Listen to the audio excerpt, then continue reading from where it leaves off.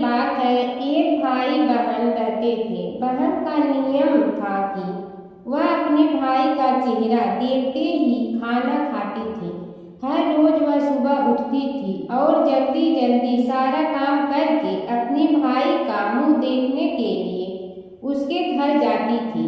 एक दिन रास्ते में एक पीपल के नीचे गणेश जी की मूर्ति रखी थी। उसने भगवान के सामने हाथ जोड़कर कहा कि मेरे जैसा अमर सुहाग और मेरे जैसा अमर पीहर सबको दीजिए। यह कहकर वह आगे बढ़ जाती है। जंगल के झाड़ियों के कांटे उसके पैरों में चुभा करते थे। एक दिन भाई के घर पहुंची और भाई का मुंह देख कर बैठ गई तो भाभी ने पूछा, पैरों में क्या हो गया है?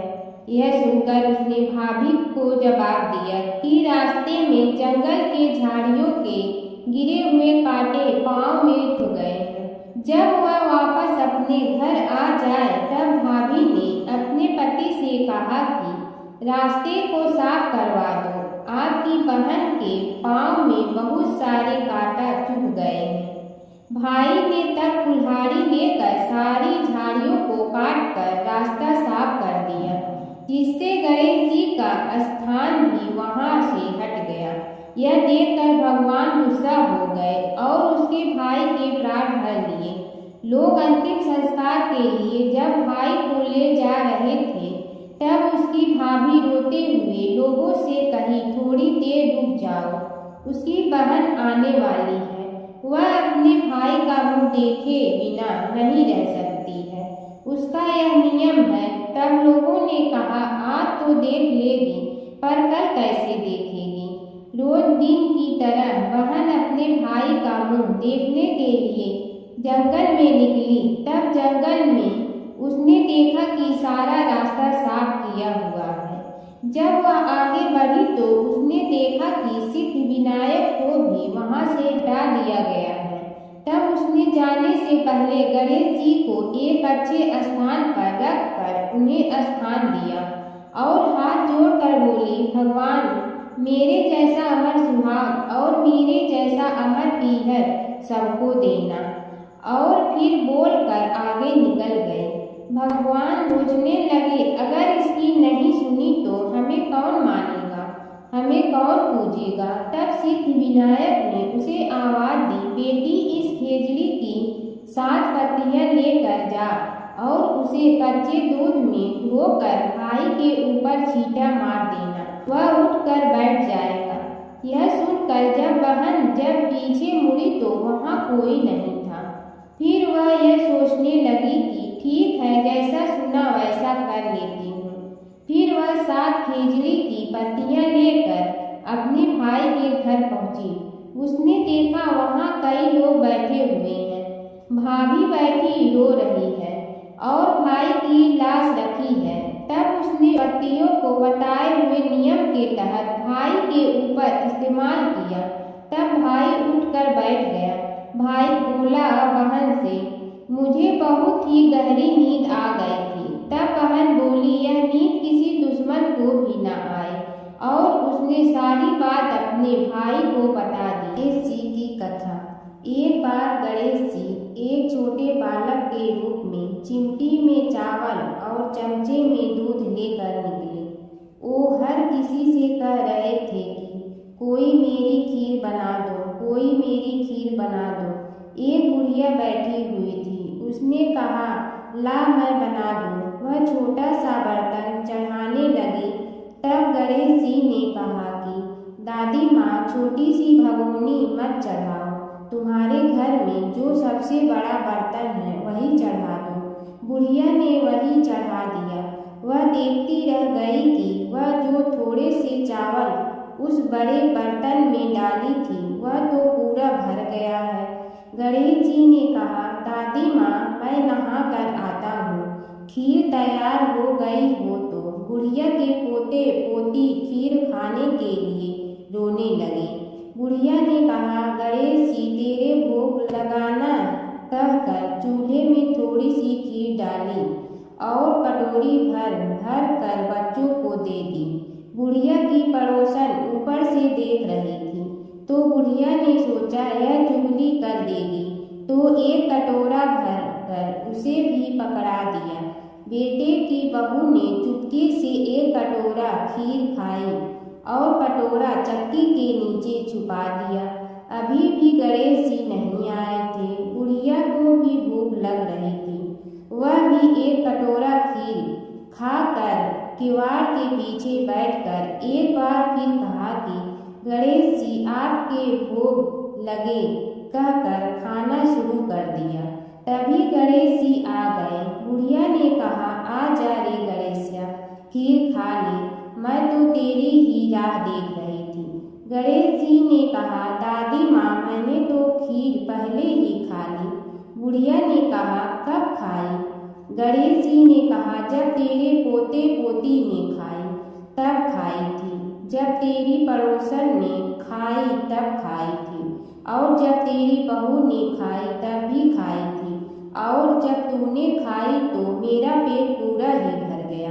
बुढ़िया ने कहा, बेटा और सारी बात तो सोच, पर बहू बेचारी का तो नाम मत लो। वह तो सुबह से काम में लग रही है, उसने फिर खीर कब खाई?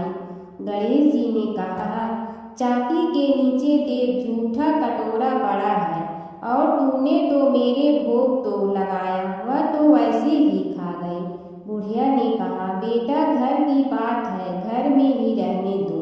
अब बताओ बची हुई खीर का क्या करूं? गणेश जी ने कहा, नगरी जी जिमा दो। बुढ़िया ने पूरी नगरी जिमवा दी। फिर भी बर्तन पूरा ही भरा था। राजा को पता लगा तो बुढ़िया को बुलाया और कहा, क्यों रे बुढ़िया, ऐसा बर्तन तेरे घर पर सोए अच्छा लगे या हमारे घर पर सोए? बुढ़िया ने कहा, राजा जी आप ले लो। राजा जी ने खीर का बर्तन महल में मंगा लिया। लाते ही खीर में कीड़े मकोड़े बिच्छू हो गए और दुर्गंध आने लगी। यह देखकर राजा जी ने बुढ़िया से कहा, बुढ़िया बर्तन वापस ले जा। तो मुझे मेरे गणेश जी ने दिया। बुढ़िया ने बर्तन वापस लिया। लेते ही सुगंधित की हो गए। घर आकर बुढ़िया ने गणेश जी से कहा, बची हुई खीर का क्या करें? गणेश जी ने कहा, झोपड़ी के कोने गड्ढा खोद कर गाड़ दो। उसी जगह सुबह उठकर वापस खोदेगी तो धन के 2-4 पैसे मिलेंगे। ऐसा कहकर गणेश जी अंतर्ध्यान हो गए। जाते समय झोपड़ी के लात मारते हुए गए तो झोपड़ी के स्थान पर महल हो गया। सुबह बहू ने फावड़ा लेकर पूरे घर को खोद दिया तो कुछ भी नहीं मिला। बहू ने कहा, सासू जी थारो गणेश जी तो झूठे हैं। सास ने कहा, बहू मारो गणेश झूठो तो नहीं है, ला मैं देखूं। वह फावड़ा लेकर खोजने लगी तो टन टन करते 2 धन के घड़े निकले आए। बहू ने कहा, सासू जी गणेश जी तो साचो ही हैं। सास ने कहा, गणेश जी तो भावनाओं का भूखा है। यह गणेश जी जैसा आपने बुढ़िया को दिया वैसा सबको देना। गणेश और बुढ़िया माई की कथा। एक बुढ़िया थी, वह बहुत ही गरीब और दृष्टिहीन थी। उसके एक बेटा और बहू थे। वह बुढ़िया सदैव गणेश जी की पूजा किया करती थी। एक दिन गणेश जी प्रकट होकर उस बुढ़िया से बोले, बुढ़िया माँ तू जो चाहे सो मांग ले। बुढ़िया बोली, मुझे तो मांगना नहीं आता, कैसे और क्या मांगो? तब गणेश जी बोले, अपने बहू बेटे से पूछ कर मांग ले। तब बुढ़िया ने अपने बेटे से कहा, गणेश जी कहते हैं तू कुछ मांग ले, बता मैं क्या मांगूं? पुत्र ने कहा, माँ तू धन मांग ले। बहू से पूछा तो बहू ने कहा, नाती मांग ले। तब बुढ़िया ने सोचा कि ये तो अपने अपने मतलब की बात कर रहे हैं। अतः उस बुढ़िया ने पड़ोसन से पूछा तो उन्होंने कहा, बुढ़िया तू तो थोड़े दिन जियोगी, क्यों तू धन मांगो और क्यों नाती मांगे? तू तो अपनी आंखों की रोशनी मांग ले, जिससे तेरी जिंदगी आराम से कट जाए। इस पर बुढ़िया बोली, यदि आप प्रसन्न हैं तो मुझे 9 करोड़ की माया दे, निरोगी काया दे, अमर सुभाग दे आंखों की रोशनी दे, नाती दे, पोता दे और सब परिवार को सुख दे और अंत में मोक्ष दे। यह सुनकर तब गणेश जी बोले, बुढ़िया माँ, तुमने तो हमें ठग लिया। फिर भी जो तूने मांगा है वचन के अनुसार सब तुझे मिलेगा। और यह कहकर गणेश जी अंतर ध्यान हो गए। उधर बुढ़िया माँ ने जो कुछ मांगा वह सब कुछ मिल गया। हे गणेश जी महाराज, जैसे तुमने उस बुढ़िया माँ को सब कुछ दिया वैसे ही सबको देना। प्राचीन काल की बात है। नैमिषारण्य क्षेत्र में ऋषि, महर्षि और साधु संतों का समाज जुड़ा था। उसमें श्री सूत जी भी विद्यमान थे। शौनक जी ने उनकी सेवा में उपस्थित होकर निवेदन किया कि हे अज्ञान रूप घोर तिमिर को नष्ट करने में करोड़ों सूर्यों के समान प्रकाशमान श्री सूत जी हमारे कानों के लिए अमृत के समान जीवन प्रदान करने वाले कथा तत्व का वर्णन कीजिए। हे सूत जी, हमारे हृदयों में ज्ञान के प्रकाश की वृद्धि तथा भक्ति, वैराग्य और विवेक की उत्पत्ति जिस कथा से हो सकती हो वह हमारे प्रति कहने की कृपा कीजिए। शौनक जी की जिज्ञासा से सूत जी बड़े प्रसन्न हुए। पुरातन इतिहासों के स्मरण से उनका शरीर पुलकायमान हो रहा था। वे कुछ देर उसी स्थिति में विराजमान रहकर कुछ विचार करते रहे और अंत में बोले, शौनक जी, इस विषय में आपके चित्त में बड़ी जिज्ञासा है। आप धन्य हैं जो सदैव ज्ञान की प्राप्ति में तत्पर रहते हुए विभिन्न पुराण कथाओं की जिज्ञासा रखते हैं। आज मैं आपको ज्ञान के परम स्रोत रूप श्री गणेश जी का जन्म कर्म रूप चरित्र सुनाऊंगा। गणेश जी से ही सभी ज्ञानों, सभी विद्याओं का उद्भव हुआ है। अब आप सावधान चित्त से विराजमान हो। श्री गणेश जी के ध्यान और नमस्कार पूर्वक उनका चरित्र श्रवण करें। नमस्तस्मै गणेशाय ब्रह्मा विद्या प्रदायिने यनागस्त्यसमः साक्षात् विघ्न सागर शोषणे। कैसे हैं वे श्री गणेश जो सभी प्रकार की ब्रह्म विद्याओं को प्रदान करने वाले अर्थात ब्रह्मा के सगुण और निर्गुण स्वरूप पर प्रकाश डालने और जीव ब्रह्मा का अभेद प्रतिपादन करने वाली विद्याओं के दाता हैं। वे विघ्नों के समुद्रों को महर्षि अगस्त के समान शोषण करने में समर्थ हैं। इसलिए उनका नाम विघ्न सागर शोषक के नाम से प्रसिद्ध है। मैं उन भगवान श्री गणेश जी को नमस्कार करता हूँ। प्रथम पूजा के अधिकारी श्री गणेश जी, यह कहकर सूत जी कुछ समय के लिए मौन हो गए और फिर बोले, शौनक जी, भगवान गणेश जी ही सर्वप्रथम पूजा प्राप्ति के अधिकारी हैं। किसी भी देवता की पूजा करो, पहले उनकी पूजा करो।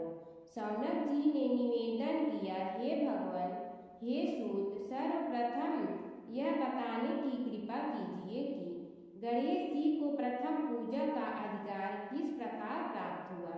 इस विषय में मेरी बुद्धि मोह को प्राप्त हो रही है कि सृष्टि रचयिता ब्रह्मा जी, पालन करता भगवान नारायण और संहार करता शिव जी में से किसी को प्रथम पूजा का अधिकारी क्यों नहीं माना गया। यह त्रिदेव ही तो सबसे बड़ा देवता माने जाते हैं। सूत जी ने कहा, शौनक जी, यह भी एक रहस्य ही है। देखो, अधिकार मांगने से नहीं मिलता, इसके लिए योग्यता होनी चाहिए। संसार में अनेकों देवी देवताएं पूजे जाते हैं। पहले जो जिसका इष्ट देव होता है वह उसी की पूजा किया करता है। इससे बड़े देवताओं के महत्व में कमी आने की आशंका उत्पन्न हो गई। इस कारण देवताओं में परस्पर विवाद होने लगा। वे उसका निर्णय प्राप्त करने के लिए शिव जी के पास पहुँचे और प्रणाम करके पूछने लगे, प्रभु, हम सब में प्रथम पूजा का अधिकारी कौन है। शिव जी सोचने लगे कि किसे प्रथम पूजा का अधिकारी माने। तभी उन्हें एक युक्ति सूझी। बोले, देवगण, इसका निपटारा बातों से नहीं तथ्यों से होगा। इसके लिए एक प्रतियोगिता रखनी होगी, शिव की परिक्रमा करने की प्रतियोगिता। देवगण उनका मुख देखने लगे, शंकित हृदय से सोचने लगे कि कैसी प्रतियोगिता रहेगी। यह शिव जी ने उनके मन के भाव ताड़ लिए, इसलिए सांत्वना भरे शब्दों में बोले, घबराओ मत, कोई कठिन परीक्षा नहीं ली जाएगी। बस इतना ही कि सभी अपने अपने वाहनों पर चढ़कर संसार की परिक्रमा करो और फिर यहाँ लौट आओ। जो पहले लौटेगा वही सर्वप्रथम पूजा का अधिकारी होगा। अब क्या देर थी, सभी अपने अपने वाहन पर चढ़कर दौड़ पड़े। किसी का वाहन गजराज था तो किसी का सिंह, किसी का भैंसा तो किसी का मृग, किसी का हंस तो किसी का उल्लू, किसी का अश्व तो किसी का श्वान। अभिप्राय यह है कि वाहनों को विविधता के दर्शन उस समय जितने भले प्रकार से हो सकते थे उतने अन्य समय में नहीं। सबसे गया बीता वाहन गणेश जी का था मूषक, उससे चूहा भी कहते हैं। ऐसे वाहन के बल भरोसे इस प्रतियोगिता में सफल होना तो क्या, सम्मिलित होना भी हास्यास्पद है। गणेश जी ने सोचा, छोड़ो, क्या होगा प्रतियोगिता में भाग लेने से, हम तो यहाँ बैठे रहकर ही तमाशा देखेंगे। वे बहुत देर तक विचार करते रहे। अंत में उन्हें एक युक्ति सूझी। शिव जी स्वयं ही जगदाता है, यह संसार उन्हीं का प्रतिबिंब है, तब क्यों न इन्हीं की परिक्रमा कर ली जाए। इनकी परिक्रमा करने से ही संसार की परिक्रमा हो जाएगी। ऐसा निश्चय कर उन्होंने मूषक पर चढ़कर शिव जी की परिक्रमा की और उनके समक्ष जा पहुंचे। शिव जी ने कहा, तुमने परिक्रमा पूर्ण कर ली। उन्होंने उत्तर दिया, जी हाँ।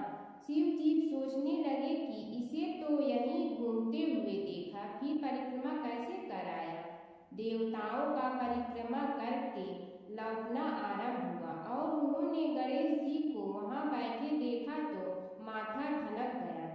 फिर भी साहस करके बोले, अरे तुम विश्व की परिक्रमा के लिए नहीं गए।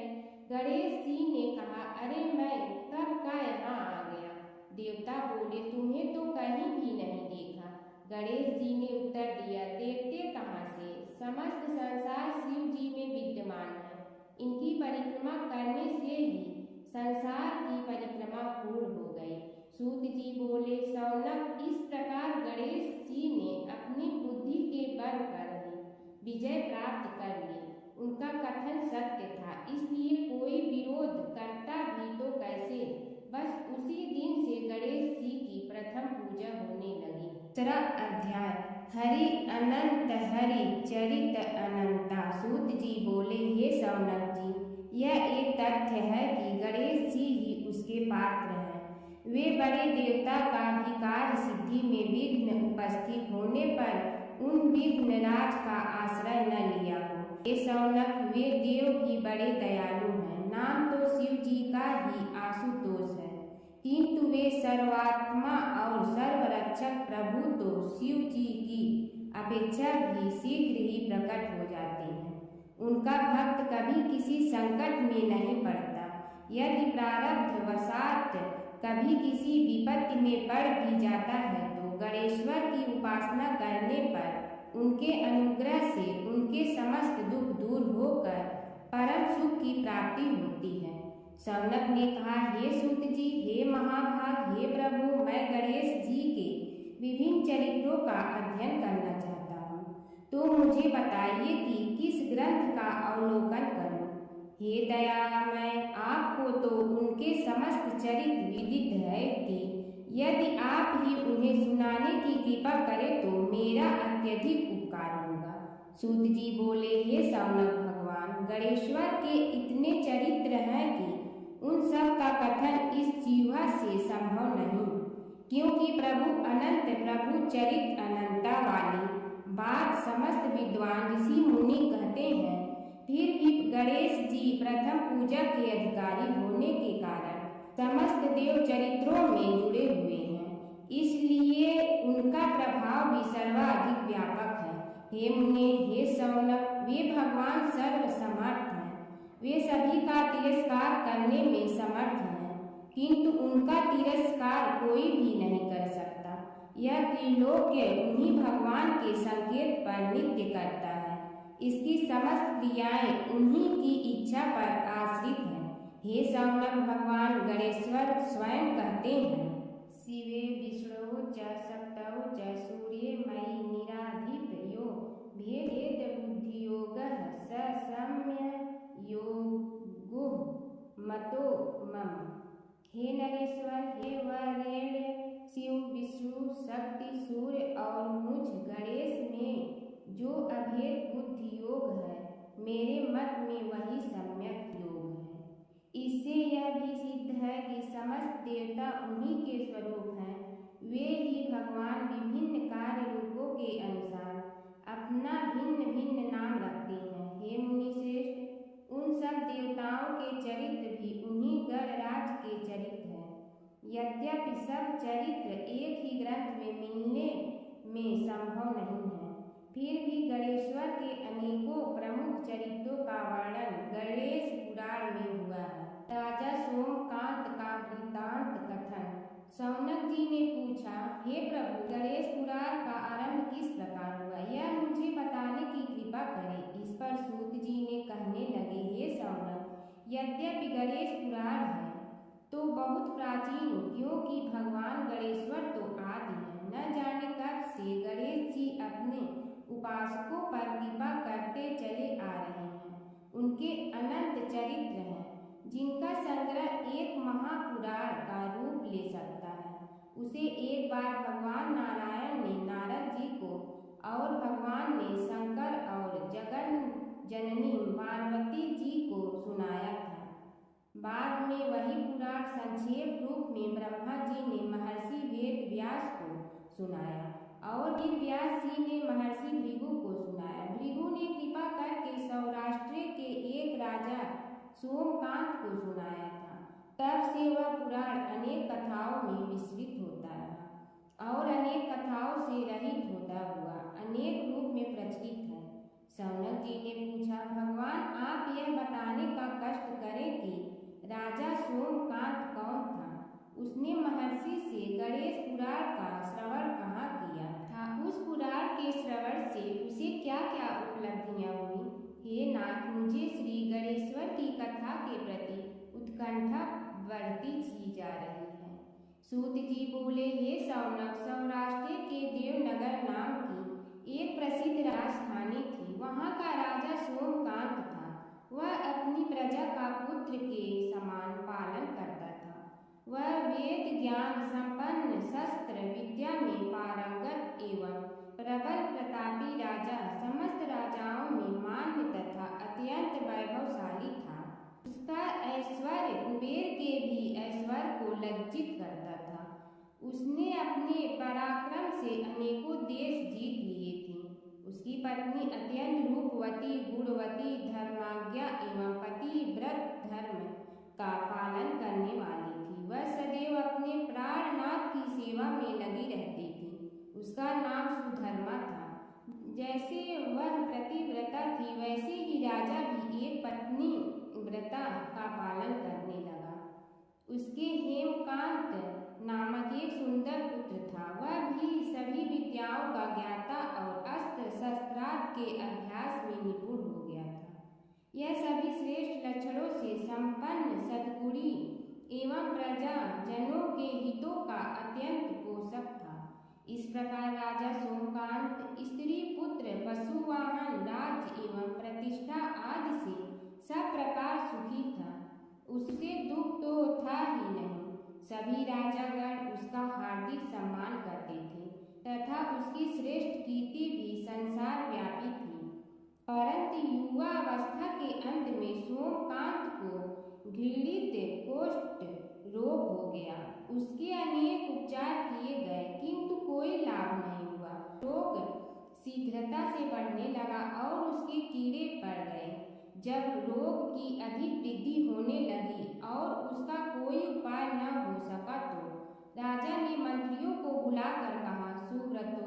जाने किस कारण यह रोग मुझे पीड़ित कर रहा है। अवश्य ही यह किसी पूर्व जन्म के पाप का फल होगा, इसलिए मैं अब अपना समस्त राजपाट छोड़कर वन में रहूंगा। मेरे पुत्र हेमकांत को मेरे समान मानकर राज्य शासन का धर्म पूर्वक संचालन कराते रहे। यह कहकर राजा ने शुभ दिन दिखवाकर अपने पुत्र हेमकांत को राज्य पद पर अभिषेक किया और अपनी पत्नी सुधर्मा के साथ निर्जन वन की ओर चल दिया। प्रजापालक राजा के वियोग में समस्त प्रजा जन अश्रु बहाते हुए उनके साथ चले गए। राज्य की सीमा पर पहुंचकर राजा ने अपने पुत्र अमात्यगण और प्रजा जनों को समझाया, आप सब लोग धर्म के जानने वाले श्रेष्ठ आचरण में तत्पर एवं सहृदय हैं। यह संसार तो वैसे भी परिवर्तनशील है, जो आज है वह कल नहीं था और आने वाले कल में भी नहीं रहेगा, इसलिए मेरे जाने से दुख का कोई कारण नहीं है।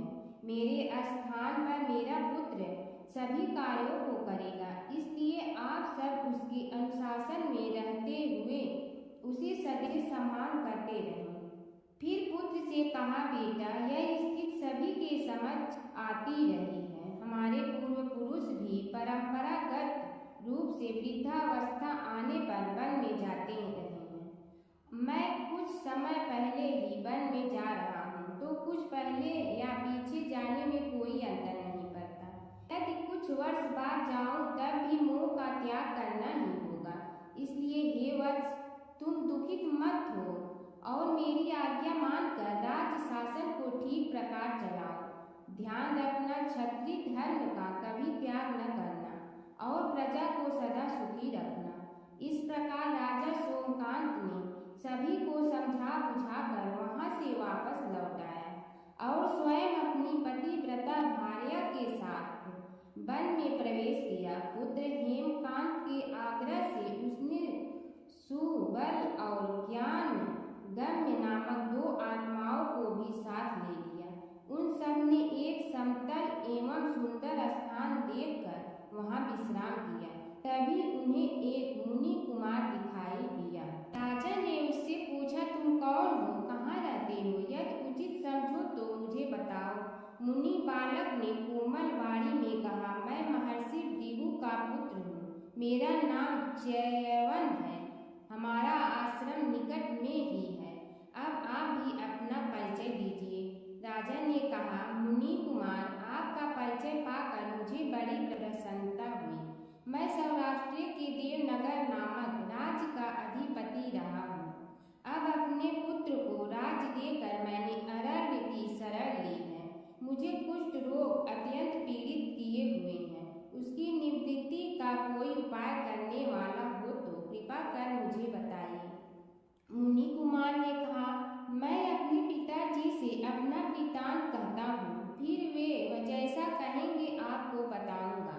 यह कहकर मुनि बालक चला गया और कुछ देर में ही आकर बोला, राजन, मैंने आपका वृत्तांत अपने पिताजी को बताया। उनकी आज्ञा हुई है कि आप सब मेरे साथ आश्रम में चलकर उनसे भेंट करें, तभी आपके रोग के विषय में भी विचार किया जाएगा।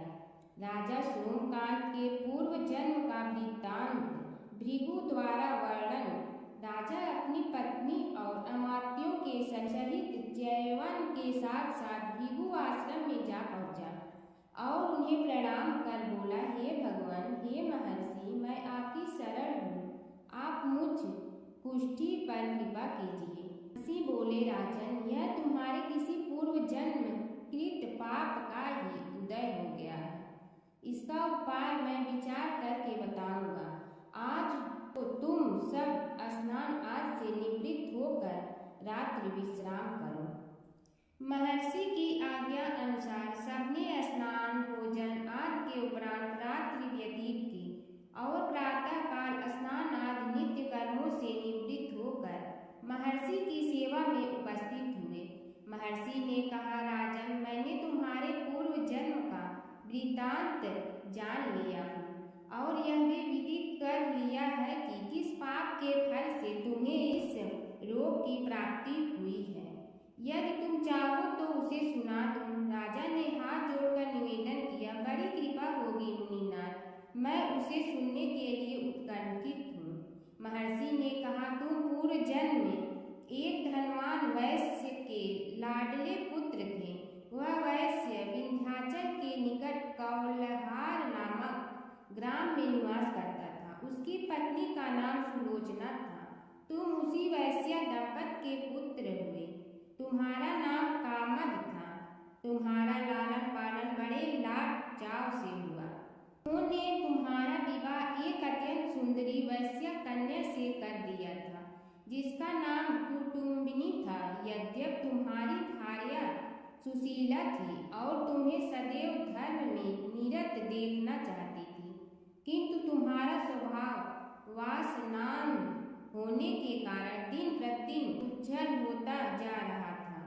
किंतु माता पिता भी धार्मिक थे, इसलिए उनके सामने तुम्हारी उज्ज्वलता दबी रही। परंतु माता पिता की मृत्यु के बाद तुम निरंकुश हो गए और अपनी पत्नी की बात भी नहीं मानते थे। तुम्हें अनाचार में प्रवृत्त देखकर उसे दुख होता था, तो भी उसका कुछ बस न चलता था। तुम्हारी उन्मत्तता चरम सीमा पर थी। अपनों से भी द्वेष और क्रूरता का व्यवहार किया करते थे। हत्या आदि कराते थे। तुम्हारे लिए सामान्य बात हो गई। पीड़ित व्यक्तियों ने तुम्हारे विरुद्ध राजा से पुकार की। अभियोग चला और तुम्हें राज्य की सीमा से भी बाहर चले जाने का आदेश हुआ। तब तुम घर छोड़कर किसी निर्जन वन में रहने लगे। उस समय तुम्हारा कार्य लोगों को लूटना और हत्या करना ही रह गया। एक दिन मध्याह्न काल था। गुणवर्धक नामक एक विद्वान ब्राह्मण उधर से निकला। बेचारा अपनी पत्नी को लिवाने के लिए ससुराल जा रहा था। तुमने उस ब्राह्मण युवक को पकड़कर लूट लिया। प्रतिरोध करने पर उसे मारने लगे तो वह चित्कार करने लगा, मुझे मत मार, मत मार, देख मेरा दूसरा विवाह हुआ है। मैं पत्नी को लेने के लिए जा रहा हूँ। किंतु तुम तो क्रोधवश में ऐसे लीन हो रहे थे कि तुमने उसकी बात सुनकर भी नहीं सुनी। जब उसे मारने लगे तो उसने श्राप दे दिया, अरे हत्यारे, मेरी हत्या के पाप से तो सहस्त्र कल्प तक घोर नरक भोगोगे। तुमने उसकी कोई चिंता न की और सिर काट लिया। राजन, तुमने ऐसी एक नहीं बल्कि अनेक निरीह हत्याएं की थी, जिनकी गणना करना भी पाप है। इस प्रकार इस जन्म में तुमने घोर पाप कर्म किए थे। किंतु बुढ़ापा आने पर जब अशक्त हो गए तब तुम्हारे साथ जो क्रूर कर्मा थे वे भी किनारा कर गए। उन्होंने सोच लिया कि अब तो इसे खिलाना भी पड़ेगा, इसलिए मरने दो यहीं। अमोघ प्रभाव गणेश उपासना का कथन। राजन, अब तुम निरालंब थे, चल फिर तो सकते ही नहीं थे। भूख से पीड़ित रहने के कारण रोगों ने भी घेर लिया। उधर से जो कोई निकलता तुम्हें घृणा की दृष्टि से देखता हुआ चला जाता। तब तुम आहार की खोज में बड़ी कठिनाई से चलते हुए एक जीर्ण शीर्ण देवालय में पहुंचा। उसमें भगवान गणेश्वर की प्रतिमा विद्यमान थी। तब न जाने किस पुण्य के उदय होने से तुम्हारे मन में गणेश जी के प्रति भक्ति भाव जागृत हुआ। तुम निराहार रहकर उनकी उपासना करने लगे। उससे तुम्हें सब कुछ मिला और रोग भी कम हुआ। राजन, तुमने अपने साथियों की दृष्टि बचाकर बहुत सा धन एक स्थान पर गाड़ दिया था। अब तुमने उस धन को उसे देवालय के जीर्णोद्धार में लगाने का निश्चय किया। शिल्पी बुलाकर उस मंदिर को सुंदर और भव्य बनवा दिया। इस कारण कुख्याति सुख्याति में बदलने लगी। फिर यथा समय तुम्हारी मृत्यु हुई। यमदूतों ने पकड़कर तुम्हें यमराज के समक्ष उपस्थित किया। यमराज तुमसे बोले, जीव, तुमने पाप और पुण्य दोनों ही किए हैं और दोनों का ही भोग तुम्हें भोगना है। किंतु पहले पाप का फल भोगना चाहते हो पुण्य का? इसके उत्तर में तुमने प्रथम अपने पुण्य कर्मों के भोग की इच्छा प्रकट की और इसीलिए उन्होंने तुम्हें राजकुल में जन्म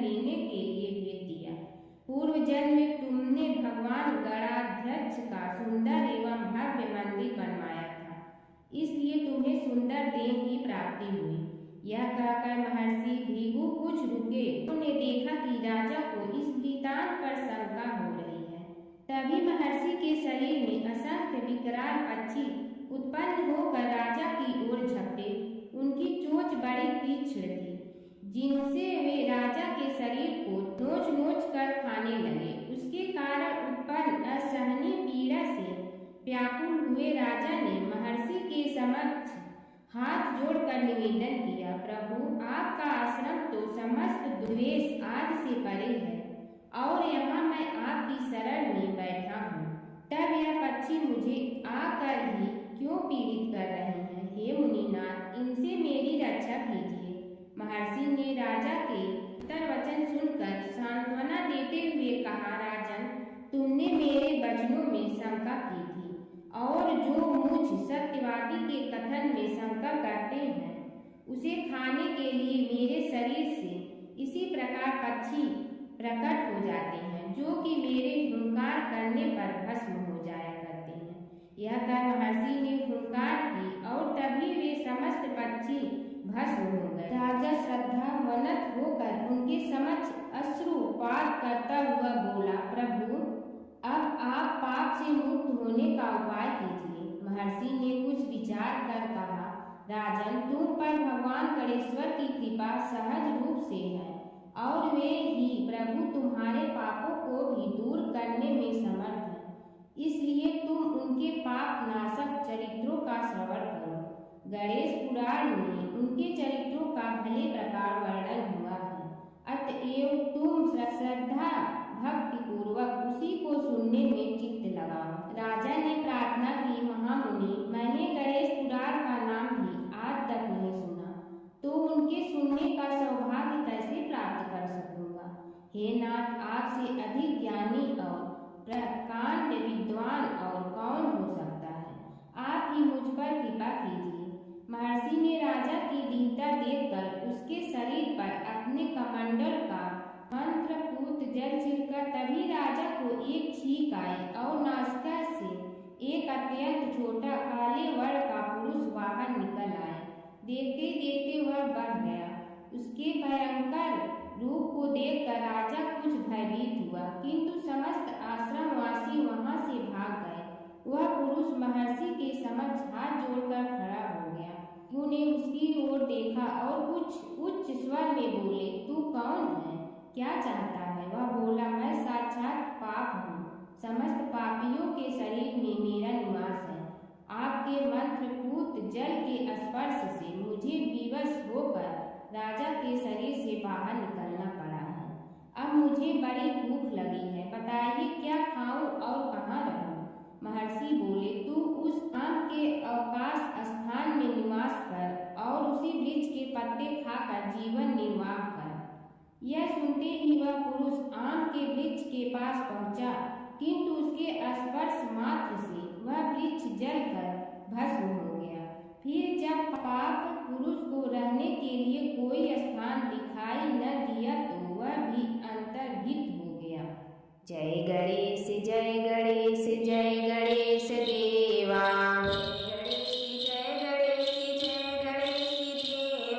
माता जकी पार्वती पिता महादेवा।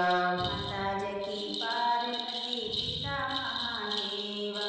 एक दंत दयावंत चार भुजाधारी। एक दंत दयावंत चार भुजाधारी। मस्तक सिंदूर सोहे मूस की सवारी। मस्तक सिंदूर सोहे मूस की सवारी। जय गणेश जय गणेश जय गणेश देवा। जय गणेश जय गणेश जय गणेश देवा। माता जकी पार्वती पिता महादेवा। माता जकी पार्वती पिता महादेवा। अंधन को आँख देत कोढ़ी को काया। अंधन को आँख देत कोढ़ी को काया। भाजन को पुत्र देत निर्धन को माया। भाजन को पुत्र देत निर्धन को माया। जय गणेश जय गणेश जय गणेश देवा। जय गणेश जय गणेश जय गणेश देवा।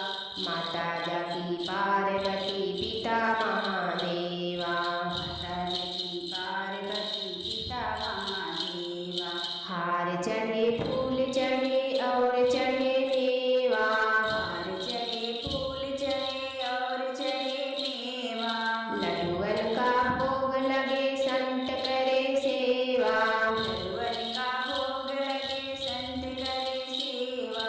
जय गणेश जय गणेश जय गणेश देवा। जय गणेश जय गणेश जय गणेश देवा। माता जगी पार्वती पिता महादेवा। माता जी पार्वती पिता महादेवा। दीनन की लाज रखो शंभु सुतवारी। दीनन की लाज रखो शंभु सुतवारी। कामना को पूरा करो जग बलिहारी। कामना को पूरा करो जग बलिहारी। जय गणेश जय गणेश जय गणेश देवा। जय गणेश जय गणेश जय गणेश देवा। माता जग